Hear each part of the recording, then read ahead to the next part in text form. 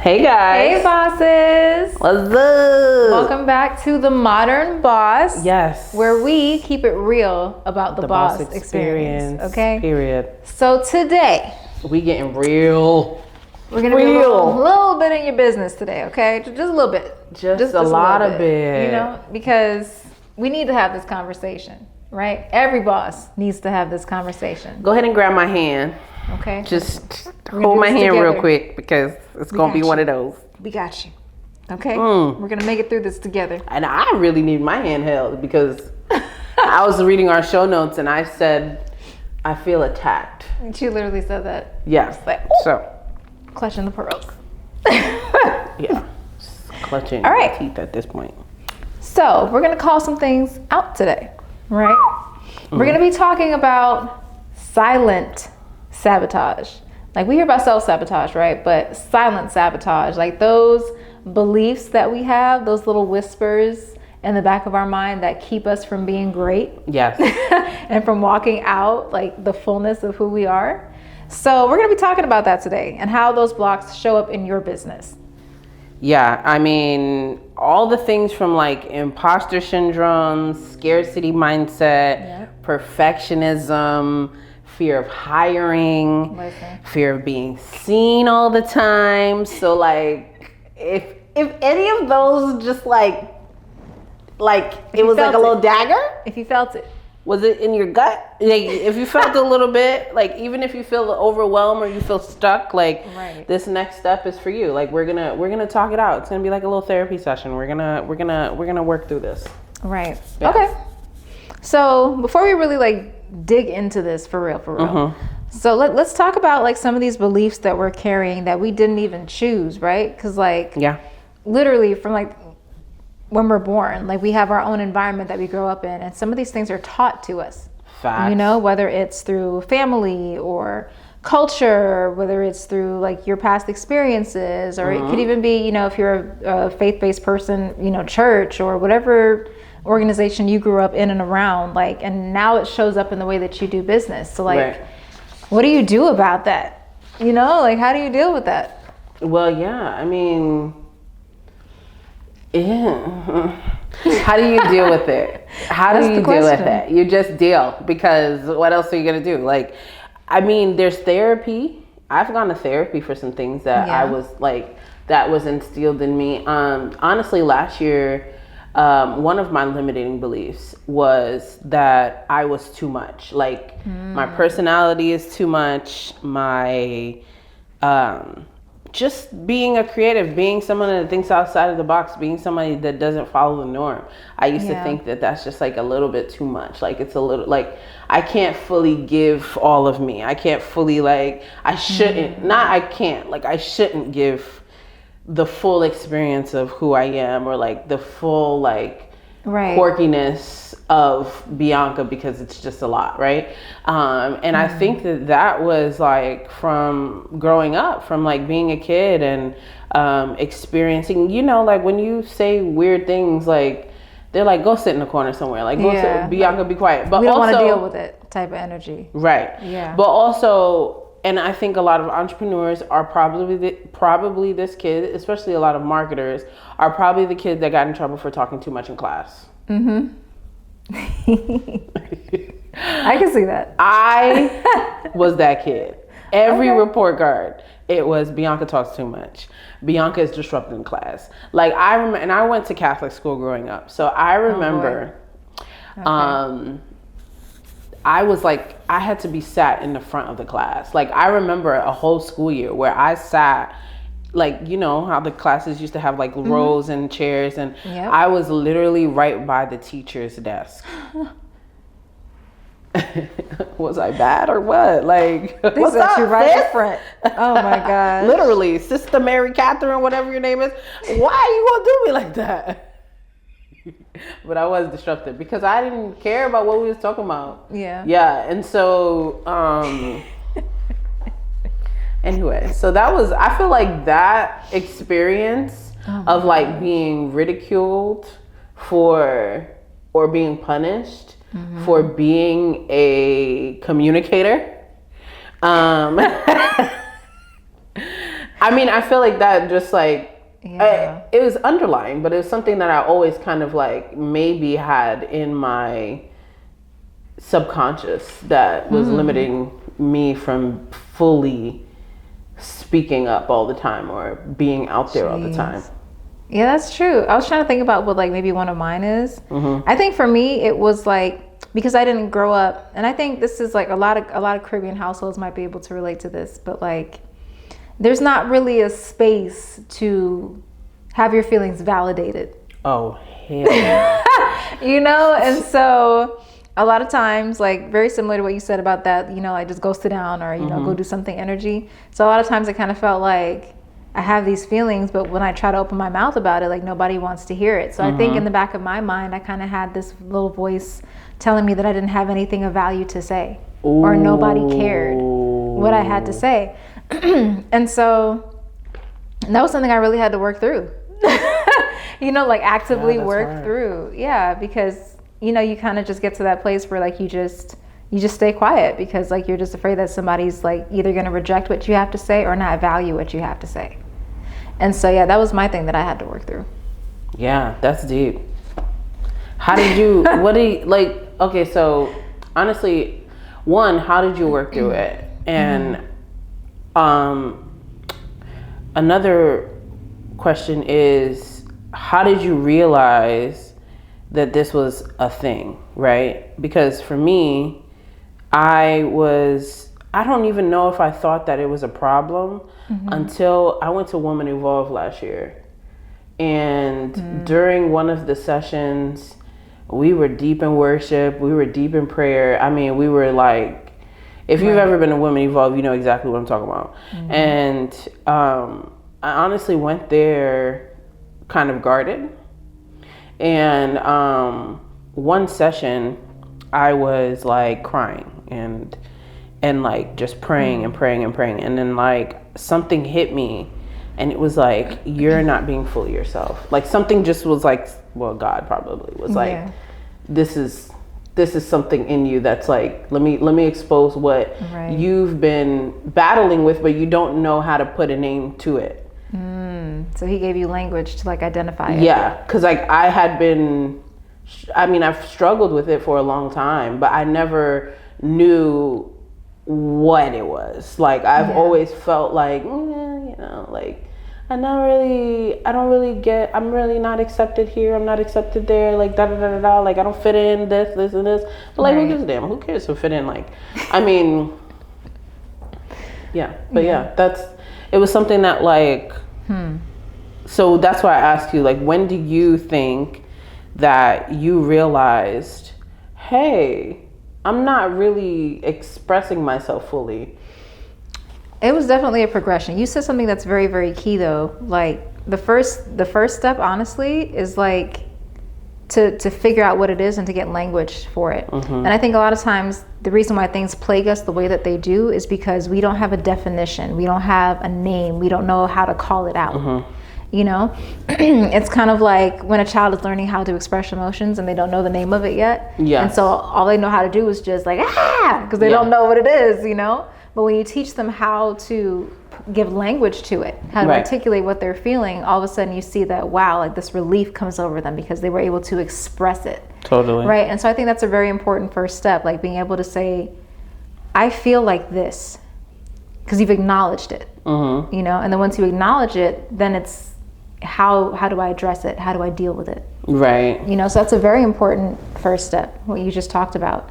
For me, I would say that it was a combination of things, but I think the first step for me was going back to school and studying psychology. So I went through a rough season. Not gonna get into too much details about that part. That's not the important part today. But I went through a rough season and I was like, you know what? I want to understand more about the human mind. I want to understand more about how it works, you know, emotions, all of that stuff. Okay. So I went back to school for psychology. And while I was in one of my psychology classes, it was psychology of relationships, one of the best classes I've ever taken. So we're in this class and, you know, it's a bunch of students like being vulnerable, opening up and like sharing things, right? Which I don't know if I was necessarily prepared for that. But anyway, so so we're sharing, and I realized like the more that I talked and the more that I opened my mouth, I realized like people wanted to hear more of what I had to say, and it felt weird for me. And so I had to like figure out why I felt so weird about that. I'm like, why does this feel weird? Like, why do you want to know what I have to say? Like, you want me to talk more? Like, what? It's kind of like when you're marketing your business and you put things out there and then like people are like, oh my God, I love everything that you're doing. You're like, oh, for real? Hold on. Exactly. But they it was like that. me. They really like me. It's like that. Yeah, it was like that for me. And I was like, oh, wow. Like people are really want to hear more of what I have to say. Because I didn't say much like at the time, you know, like it was kind of like, you know, mic drop and then I was quiet. So I was like, well, you're still similar to that now. In a way, yeah. But now, like when I speak, like I know that I have something to say. Right. That's the difference. I think before it was kind of just like, well, I don't know how this is going to be received, so I'll kind of say something or maybe say a little bit here, a little bit there. But now I'm just like, no, I'm here. I'm going to speak. I'm going to say what needs to be said. Period. So yeah, I think that was the switch for me. And then too, when it comes to entrepreneurship, like being able to develop as an entrepreneur, like walk into these rooms and like, you know, own my expertise too was also a big part of it for me because baby. But also when I met you, there was a point I think where you were like, I'm going to, I can't remember the wording that you used, but I remember it. I significantly remember it because it was right after we started the Boss Collective, and you were like, I'm gonna be fully myself or something along those lines. And since then, you've been like evolving and like, like literally, I'm like, whoa, this girl was not playing with us. Like there was something, I think, I don't know what it is, and maybe it was something, you know, internal, external, whatever. But I can say that there's been a shift. Like, and I mean, I'm all for it, you know. But well, thank you. Yeah, no, it's been delightful to watch. But yeah, I do remember you saying something along those lines. So maybe that was also a time where you. Yeah, I think it's a process. Yes, you know, like step by step, like just accepting me, embracing me, and then aligning with who I believe I'm supposed to be. Yeah, it's a lot to deal with because I mean, especially as creatives, there's a lot to us. Like, we are very complicated people, and multifaceted. Some days we like things, some days we don't, and we are very particular. And we're also like a little bit hectic. We always have a lot going on. We're always thinking, like there's just a lot to us, and we get inspired by different things, you know. So there's always so multifaceted. So to be able to, and I think most people are multifaceted. Like most people like different things, and sometimes maybe they feel stifled because of society and what we were told to do and what mindsets we were supposed to have as like women or like minority women or you know, young women, or like there's so like I can list different things for each of those categories, right? So so just being able to really put yourself on a table, like laying out all of your little quirks, and like, you know what, I take it and I accept it and I embrace it. That's the first step, ladies. Like that's like, I mean, and we don't know every aspect of ourselves to embrace at this moment, but it does take a lot of that to be able to get out some of these mindsets. So let's talk about them.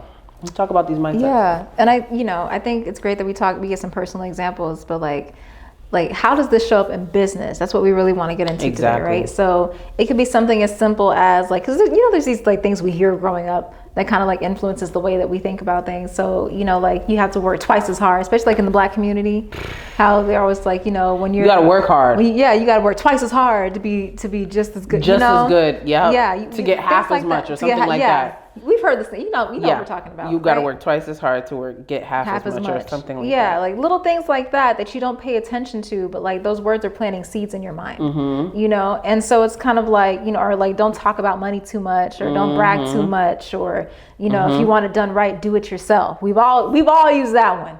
If you want it done right, do it yourself might be accurate. Like, I'm just kidding. Well, listen. I'm just saying, no, but I get what you're saying because Yeah. you do need to delegate. You do. And yes, there are certain, like, you can't completely take your hands off the wheel of your own business. Okay, we know this. Yeah. But that does not mean, interpretation. It doesn't mean, like, don't let anybody else help you. Facts. Okay, because that one kept me stuck for a little bit too.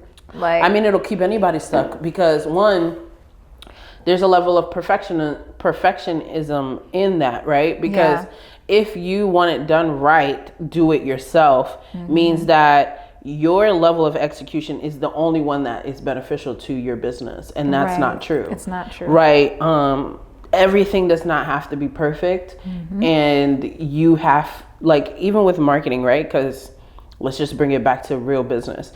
Even with marketing, like, I tell my clients, if you don't like the video that you just filmed, you have to do another one. So fix it then. You know what I mean? Like, exactly. And so there's always something else you have to do. You have to move on from, if it's flawed, like, I'm not telling you to put out a bad product. I'm just saying, like, there will be flaws, right? And not everybody's perfect, but sometimes the help that you get won't be perfect the first time. You have to adapt and you have to train them to be who you want them to be. That's why when we go to different works, that's how long I ain't have a job. When we go to different jobs, I was gonna let it slide, but listen, it was not gonna slide. It was not gonna slide. People laugh. would be like, different works. When we go to different jobs, there's literally training, onboarding. I mean, Daniel just mentioned he's on a training. Like, they train you throughout the year. Like, they train you for new things, new scenarios. Like, so that's something that you have to consider within your business, that you're going to have to train the talent that you do get to do the things that you want them to do. The sooner you start the training, the better. Facts. Because once you get super busy and booked, it's going to be hard to have time to train. So you want to set those things up. But I was saying something. What was I saying? But yeah, so like we grow up hearing things like this. You know, and we adopt it into the way that we think, and we allow these things to come out of our mouths, and we're speaking this. But the one that you said really resonates with me is we don't talk about money. Yes, because I think you've mentioned that before too.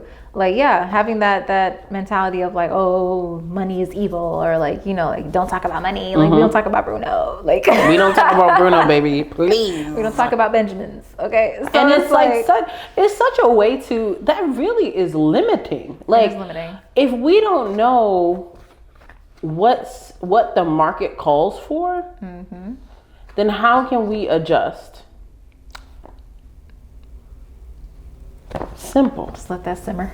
Right. You heard that silence? That was real silence. But I think that, we need to change these habits, obviously. Like, it's important for us to develop and kind of change the mentality that we were raised with. And I mean, we always talk about this, that we're rule breakers and we're rule makers, right? Yeah. And so basically we need to reframe our mindset and kind of take those ideologies and thoughts outside. So and that's a huge part of entrepreneurship, period, is you constantly have to be learning and developing your mindset. So we're gonna break some of these down, just in case you don't know what some of these are. We're gonna break it down, what that looks like or sounds like, in your everyday business life, and then we're gonna talk about it in a little more detail.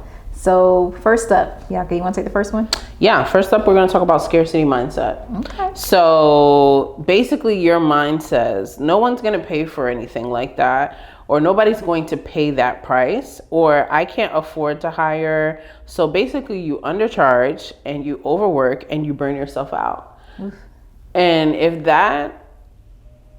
you touches your spirit, just let it sit there. Just let it sit a little bit. Undercharging. I think we've all done it. Yeah, at one point we've all been there. We've done it. Especially let's be real. Just figuring it out. Yeah.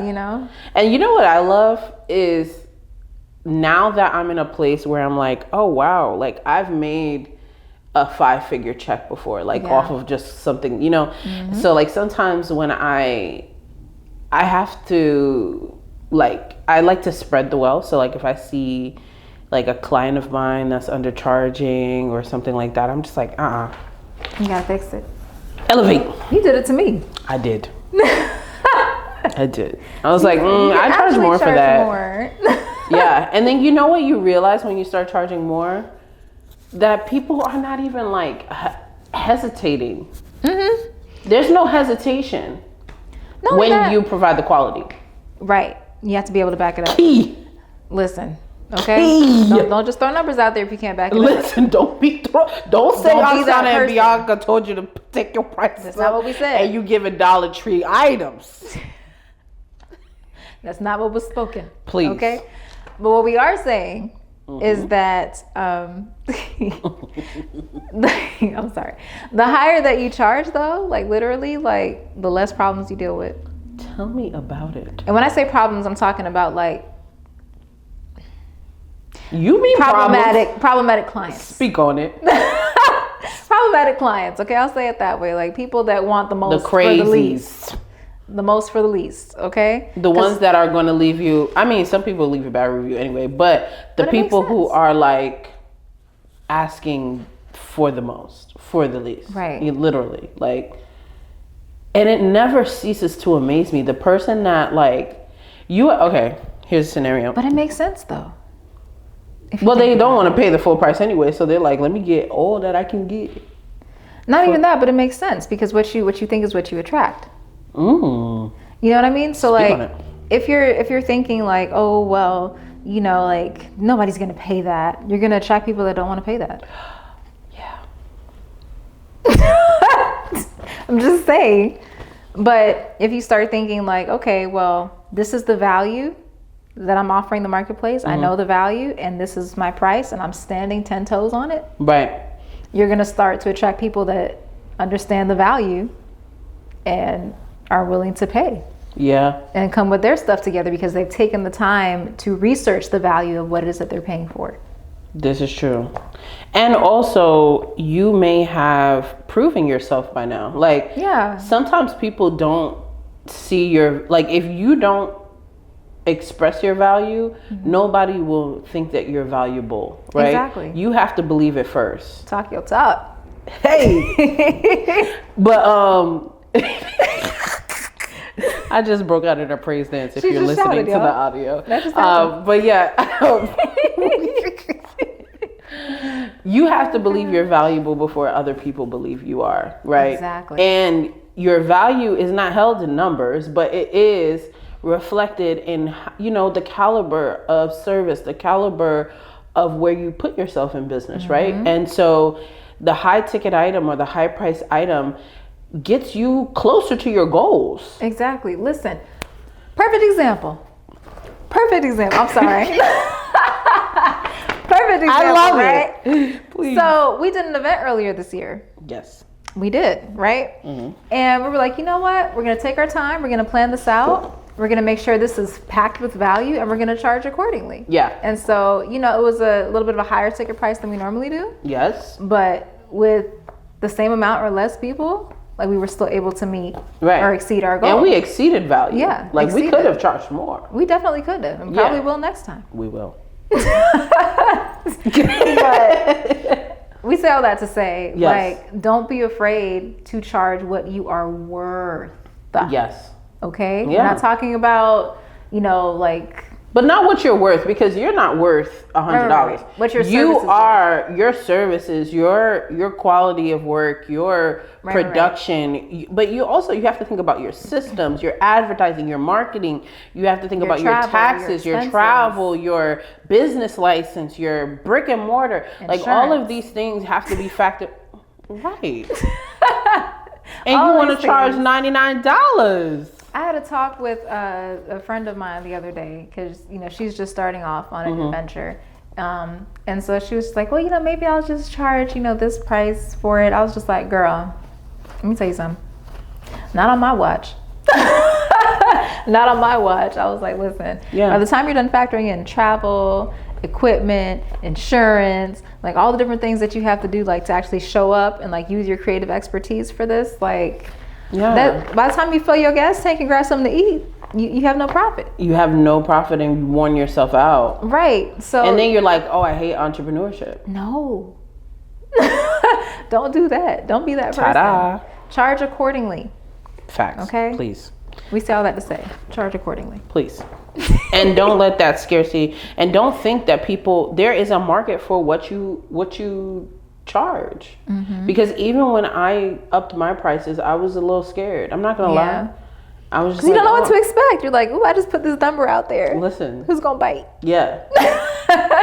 You gonna take it? And sometimes I'll be on the meeting and I'll be like, well, none of our clients actually go under this price. And I just and you have to be okay with leaving silence. Right.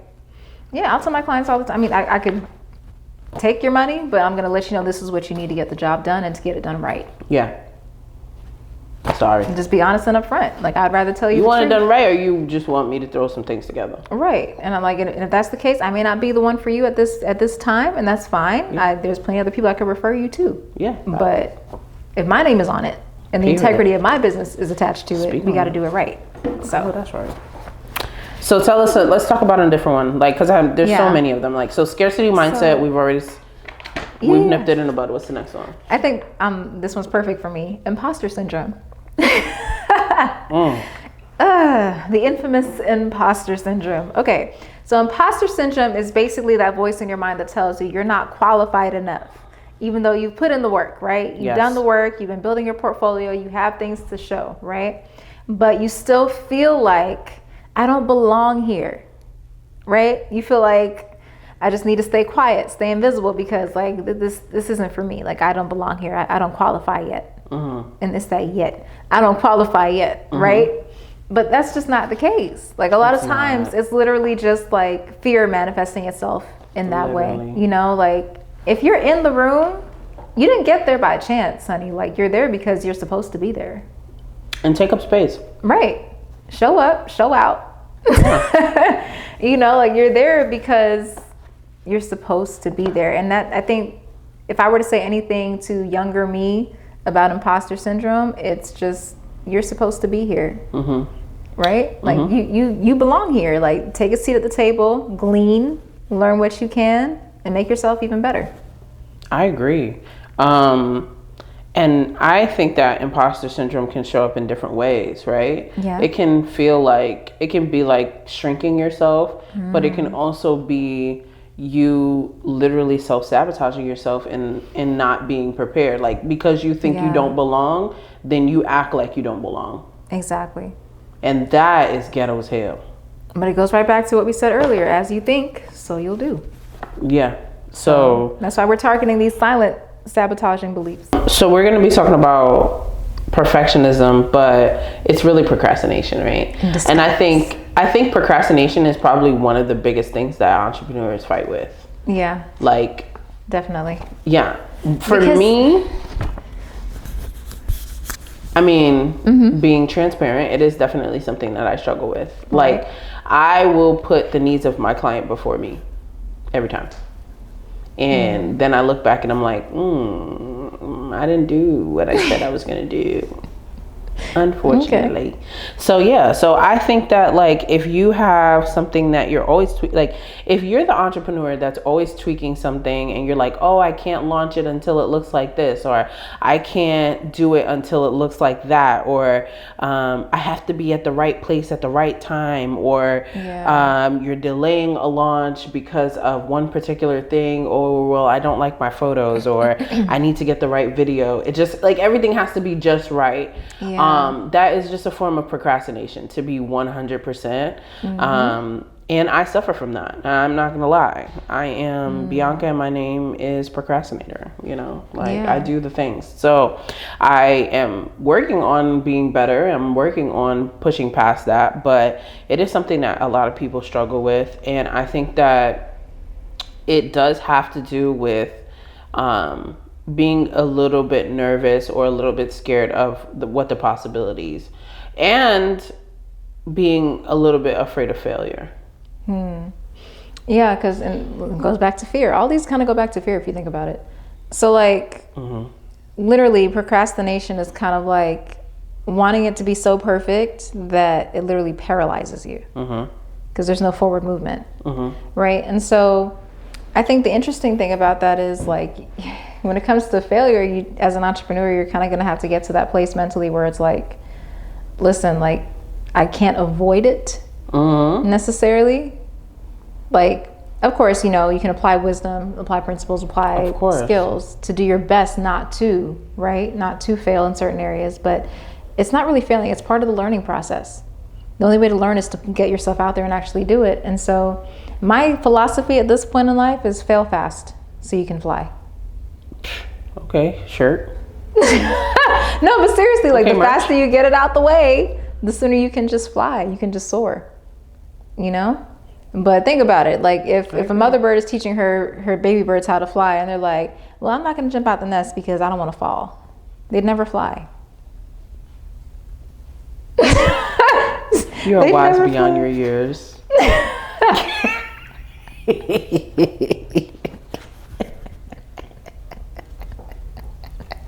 I'm so done. But I'm serious because that makes so much sense. I mean, I know that already, but it's like when somebody puts it that way, you're like, wow, like, yeah, like I'm just like the baby bird that doesn't want to jump. I really get scared and I'm, you know, and I'm a seasoned entrepreneur, so I can even imagine what entrepreneurs that's just like starting this out, like trying to figure it out, trying to put this thing out. So like, don't think that you're alone in that. Like there's a lot of people who face that fear and who procrastinate all day long, who say, oh, I'm going to do this year. They'll make a plan, they'll write it out, and they just keep planning and planning and planning, and they never do anything. And it never happens. And you know some people like that, and you might be that person low key. But you know what the craziest part is? If we stick to the bird analogy, like you're so afraid to take that leap, right? But you were literally born and created for it. That's the craziest part. You were literally created for this. All you have to do is be brave enough to jump and literally like see that you're equipped with everything you already needed. And use that wind. Use the wind. Use the wind. Okay? Use the wind is crazy, Oksana. It's true though. It's facts. It's so true. Dang, I gotta use the wind. Use that wind to help you soar. Yo, did we make a breakthrough today? It feels something happened. It feels like something happened. Chains are breaking. Listen, this is why we have these conversations, though. This is important. And so, wow, you were born for it. Don't make me cry. You were born with everything you needed to accomplish that task. Literally. It's in you. That's a word. Dang. But you don't know because you haven't tried. You haven't utilized it. Yeah. And then what's going to happen? You're just not going to do it. Right. You're just going to be looking at everybody else fly around you. Just pissed off. Right. Because you can't go nowhere. You're not jumping. You got to jump. But you know, one of the biggest things I think about procrastination and just not accomplishing the goal, I think has to do with feeling judgment or feeling... Man, bumping people. I'm sorry. Listen, you ever listen to like this lady named Mel Robbins? Yes, I have. She has a book called Let Them. I've never read it, but assuming it's great. I'm assuming it's good because her podcast's pretty good. If you want to come on the pod, Mel, you're welcome. We would love to have you. We'd love to have you, girl. Like seriously. But yeah. So one of the things that I've heard her say is like, let them think what they want to think. And you know what? I think my level of procrastination is actually fear. I don't think it is judgment, because I got to a point where, like I talked to my mother. I think the only person that I wanted validation from would probably be my mother. Like that would be the only person that I would care if she was like disappointed or like offended or whatever the case may be. And I remember when I was a Girl with Style, the blog that I had before I started my marketing agency, we did like a shoot, right? It was like artistic. It was a play on like fruits and like Mother Nature and like, so they were holding fruits in front of their parts, and like we covered like, you know, things that would be beneficial to your body based on the location of where it was, right? It's like implied nudity, but in real life they were nude. So I remember doing that, and I felt so nervous about it because I'm like, my mom is gonna kill me. Like, she's gonna think this is like, I've gone off the deep end. At this point, I had quit my job. I told them I wanted to be a full-time blogger. They're like, this girl has lost it. You know what I mean? Yeah. So when I talked to her about it, she was like, oh, really? That's kind of cool. And I was like, what? Oh, so this is okay. You love me. Like, you know. So once she gave me that. Got you. After that, I was like, okay, well, she good. We good. We gonna rock out. And so that was like my kind of like pivotal point of like, I'm just gonna go and do what I want at this point. But fear definitely has me in a chokehold at times. Got you. Yeah. Yeah, I think I'm on the opposite end of that. Yeah. But I think, you know, like what I said earlier when I told you, like, you told me this statement one time. I can't even remember what the statement was. I really wish that I remembered it because it was it was so powerful that I remember you saying it to me. You were like, I'm no longer gonna da da da da da da da, or I'm going to. You said something, and I was just like, okay, like I was like, all right, girl, like, and I was like, yeah, as you should, or something like that. I'm sure I affirmed you, and ever since then, it's been like you've been the baby bird, just living, just flying. So proud. Thank you. But yeah, so we say all that to say, like, don't think that you're alone, and two, don't be like the stifled baby bird. Like, don't stay in that nest forever. Just jump. Let's see what happens. And if you fall, dust yourself off and try again. You can try off and try again. Try again. But on a serious note, though, I totally agree with what you just said. On a serious note, though, there's also one more that we haven't talked about. What's the one more? And I think that's the one that I'm probably about to face now, is the fear of being visible.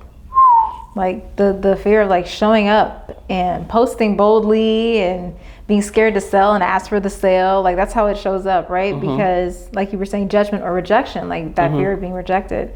But, you know, like that thing, you kind of like think like, how can people buy from me if like they don't really know me like that? You know, like they don't really know I exist yet. So like there's fears that are attached to being present and like showing up and like being on camera and like being in the public eye, so to speak, right? And so like, I remember, because I posted a video about it.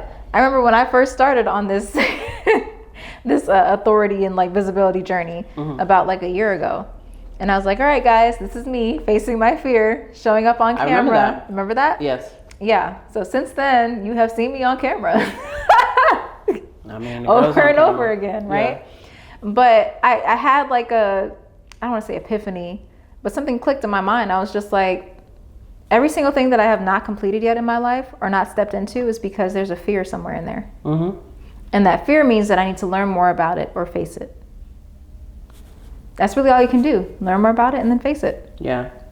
But the fear of visibility, or I guess it's the fear of visibility, is I think it is a big one in this day and age because everything is so visible. I think a lot of people were able to build businesses in our youth without being without having a personal brand. Exactly. And, you know, but now it's kind of like you have to have something. There's businesses that build businesses without personal brands, but that means that the brand has to be visible, and that brand has deep branding, and there's a lot, you know, just like the society that we live in now just trusts people more, and they want to see the person behind the brand. They want to trust who they're giving their dollars to. They want to know who's running the ship, right?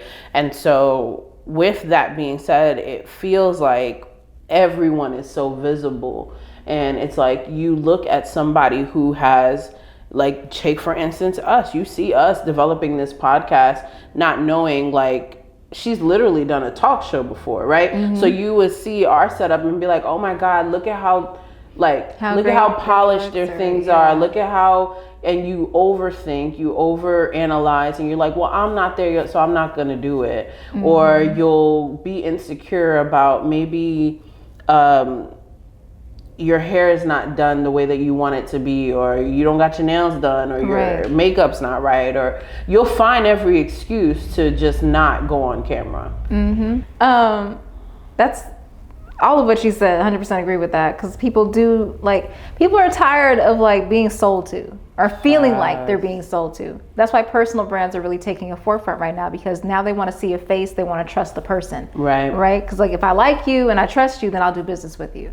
So that's why it's so important now, as opposed to maybe like years ago. But you said something when you mentioned like people maybe looking at what we're doing and saying like, oh, well, I'm not there yet, so I'm not even going to start. One of the most valuable lessons I have learned on this journey, especially when it comes to content creation, is use what you have. Okay, start with what you have and learn how to perfect what you have. Yes. Because once you do that, you automatically attract what's needed for your next level.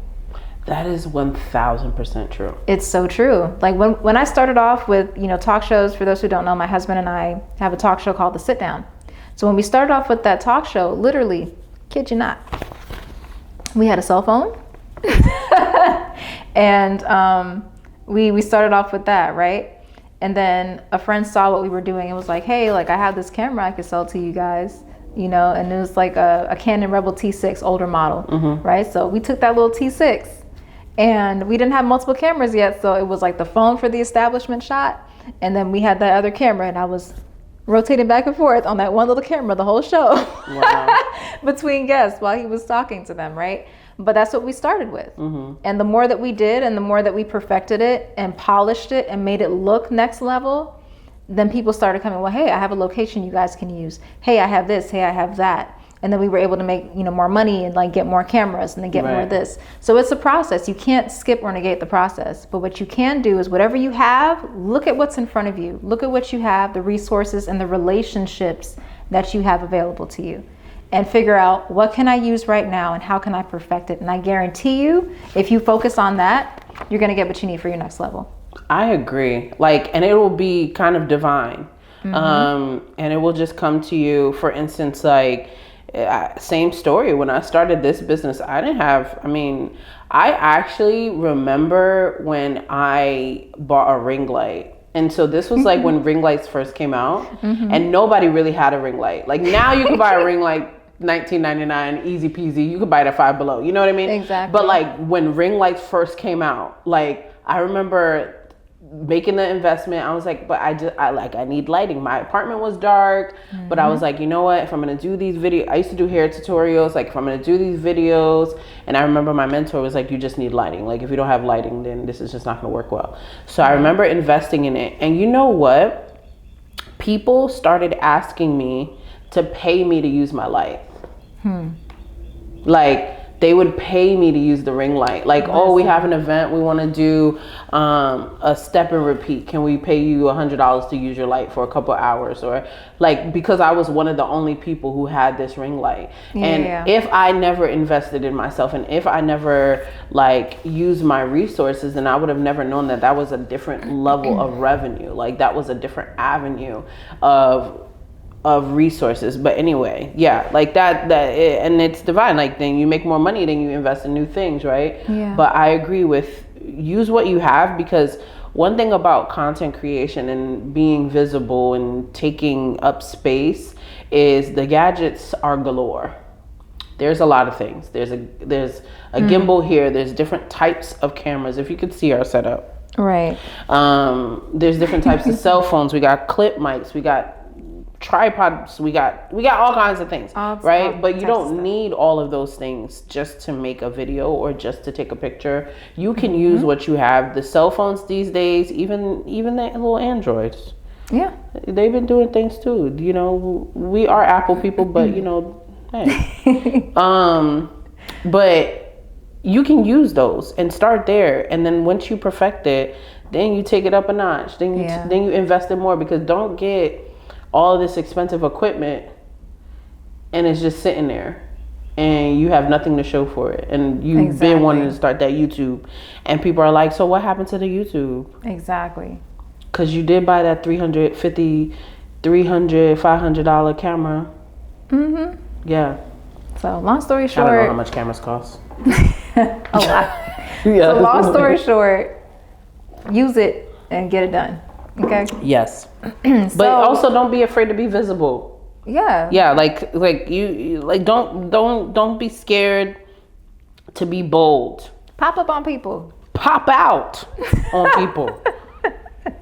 And stand in your truth, stand in what you believe, stand in what you think that you're supposed to be doing in this lifetime. I think in this day and age we have to stand on that. Like if you believe that there's something you're supposed to be doing in this life, especially if God put that on you, don't let that pass you, sis. Like don't let that go. Because I remember listening to a podcast and they were like, he gives you an idea, but if you don't act on that idea, somebody else is going to. Oh yeah, because it's going to get accomplished, whether or not you choose to be. His agenda is his agenda. Right. This is happening. So you on board or not? You may or may not be the vessel. You may be the vessel right now, but tomorrow you may not be. You know what I mean? Exactly. So I think, stand 10 toes down on what you want, what you believe, what you want to accomplish, your goals, your ideas. They all matter and they're all important. So take up space and be bold. Period. Yep, that's one of my quotes too. Like the only way to stand out is to have a standard. So you got to have a stance. Are you a rapper? I'm married to one, so that could be why. Oh. Like I just think in bars because.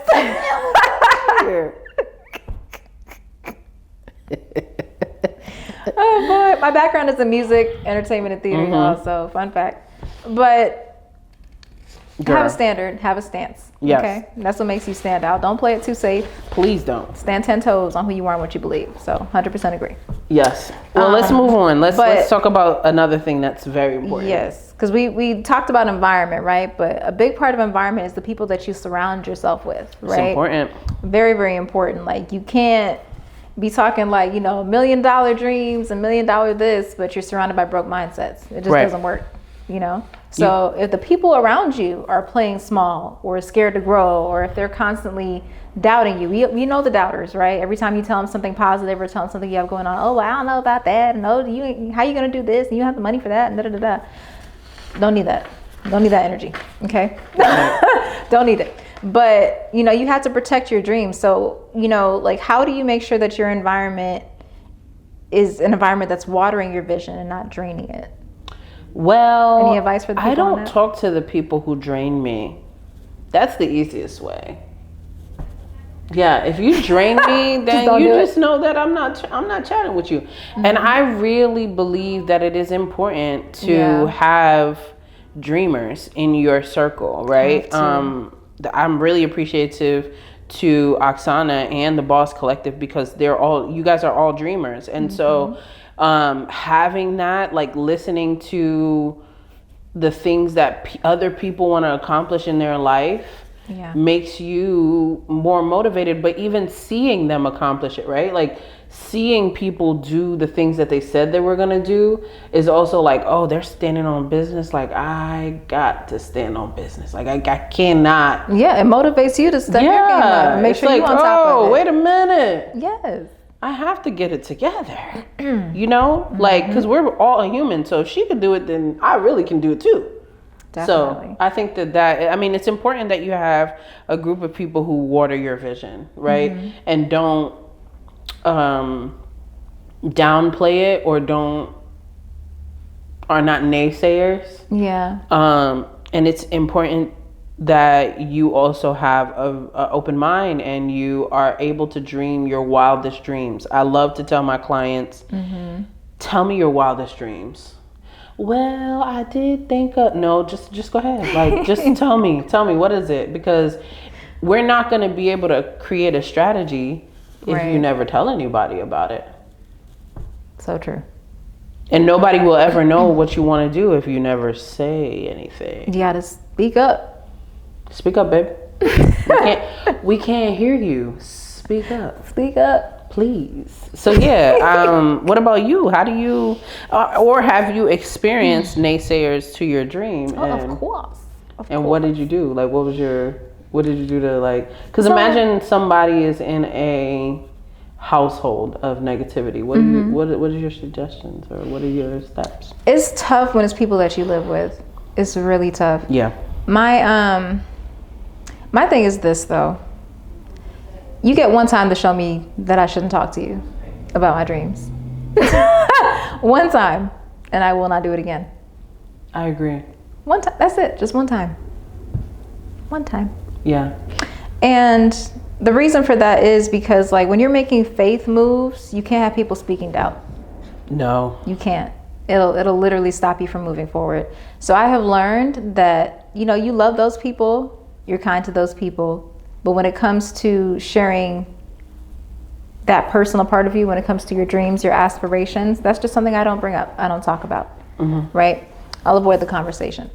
But that's just what I had to do in my situation to protect my peace. I agree. But outside of the home, like other people, man, about them people. Yeah, so I will tell people my vision if they ask. Like, just because I feel like it sometimes it needs to be said out loud. Yeah, so that's important. But let's go ahead and let's move forward and talk about how we can basically reframe our minds, reframe these beliefs, like change our mindset, right? So let's give them some brief swaps. So for instance, if you feel like I'm not ready, then your reframe or your real truth is I am ready enough to start. I like that. If yours is, I can relate to this one, I can't afford to hire, reframe that to I can't afford to do it all alone. That is so true. Because you really cannot afford to do it all alone. It's impossible. So the next one is, look at that. What if I fail? What if I fly? That's crazy. It's crazy, right? What if I fly is the reframe. And that was not even planned. It was not planned, guys. That's scary. And it's probably going to make me cry because I am. Okay. Go ahead. Next one. Moving along. Next one. No one will pay that. The reframe. My right clients are ready to invest. I love that one. I love that one. Your ideal client. How come I'm getting the ones that like, this is crazy. Literally. We did not plan this, y'all. The limiting belief is I am too much. And the reframe is I'm just enough for the people I serve. I'm gonna reframe the reframe. Can I reframe the reframe for you? Reframe the reframe. Don't make me cry. I'm more than enough for the people I serve. I'm more than enough for sure. Okay. All right. Yeah. So kind of therapy. Y'all could take these, say it out loud, journal them, write them down, put them on. I love this part. Put it on sticky notes. I used to do that all over your house. Yeah. To remind yourself of these things as you're changing this mindset, right? Because when your beliefs change, your business is going to change as a byproduct. For sure. Like that's really the truth. Like it is. This entrepreneurship journey that we're on is really just a testament of personal development. Yeah, it is. Because everything is a byproduct of the work that you do on the inside. Yes. So from mindset to fitness to time management to efficiency to anything that you work with in your personal life, like will be reflected in your business. So absolutely. If you work on your mindset every day from doing daily affirmations or speaking things into existence, manifesting, as they say, praying, even just like going back to your goals and reviewing them, work on yourself and things will become true for sure. I believe That's so true. And that kind of brings us into our boss tips, because we like to leave you guys with some type of tool or tip that you could take with you, right? Yes.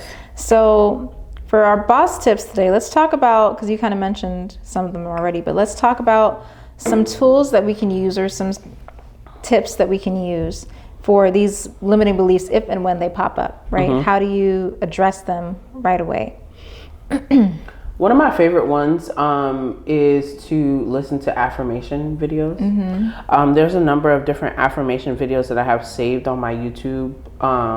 And I will play them in the morning, and they'll say, I am rich, I am wealthy, I am blessed, I am healthy, I am an overcomer, I am a boss. Like, even just believing that you are the boss, right? Is sometimes a limiting belief. So that is one of the biggest things that I love to do, that helps me with really kind of changing my mind. Yeah. And sometimes I slip on them, and I can feel when I slip on, like when I haven't done them in a while. Right. Yeah. I love that.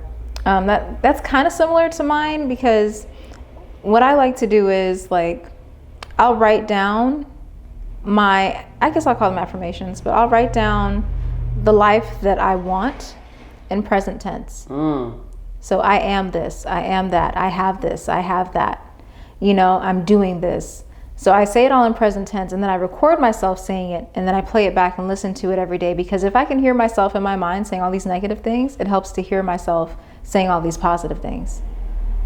So that's that's one thing that I love to do is, take the time to sit down, think about, what life am I headed towards? Like, what is the life that I want?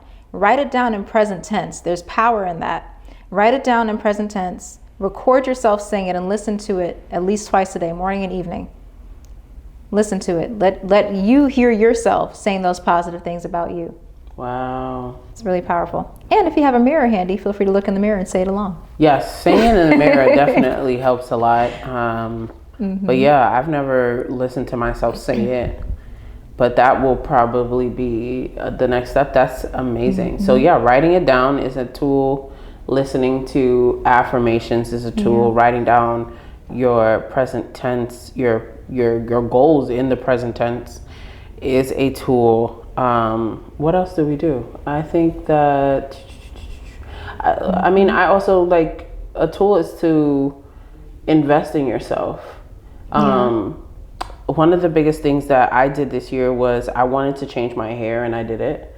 And like, I've been wearing braids for a long time, and something in me just felt like I needed to change. Like, I just wanted something different, And so I just invested in myself, and I did what I wanted to do. And so sometimes you have to take that leap and just invest in yourself. And it could be little things. Like, it could be, a piece of jewelry, or maybe you change, the way you dress, or whatever the case may be. But I think that's important, especially for our limiting beliefs, is to actually take the step to invest in ourselves and what we believe in. I love that. Yeah. And it's funny you mentioned the hair too, because I cut mine. Yeah, you did. We both kind of just were like, oh, whatever. Yeah, we were both like, something different. I mean, and sometimes, new seasons call for that, right? So new levels, you need to like switch things up. You need to evolve. You need to adapt. And maybe there was some dead weight, right? Maybe there was some things that needed to be cut off. And so, and I'm doing the same thing with like cleaning up my home. Like I'm literally like, I'll find the clothes that I'm like, when was the last time I wore this? Like, and when am I going to wear this? And I'm literally getting rid of it, because I want to open up space for the things that are supposed to be there. And if the old things are there, and that's in our mind, that's in our soul, like in our environment, like if the old things are in the place where the new things need to go. That makes so much sense. Yeah, if you have these beliefs in your mind that are lingering and are old, and you can't adapt anything new, exactly, then you just stifle yourself. You're just stuck in a place because you're not able to let that thing go. So do the work. Period. Yeah. I love that. So basically, you can't go into a new level as the same old version of you. No. So Boss Collective, tell us something that you will be releasing this week. Drop it in the comments and share it in our group. And let's speak life over each other. It's important to pour into each other and pour into each other's cup. So if you are releasing something this week, if something touch your soul, yeah, tell us about it. Okay, and of course, if this episode hit home for you, go ahead and feel free to screenshot it and tag us so we can celebrate with you on whatever belief it is that you're breaking through. And don't forget to like, comment, and share, and spread the word for any boss that you know that may also need to hear this message, right? Exactly. So, yeah. So let this episode be something that reminds you that you are already enough. They already called you, and you are more than capable. Like, I will repeat that. You are more than capable. Okay. So act like it. Right. Okay. So we will see you guys next time. But until then, show up fully, speak boldly, and break through those belief barriers. Okay. I know that's right. Love y'all. Bye, guys.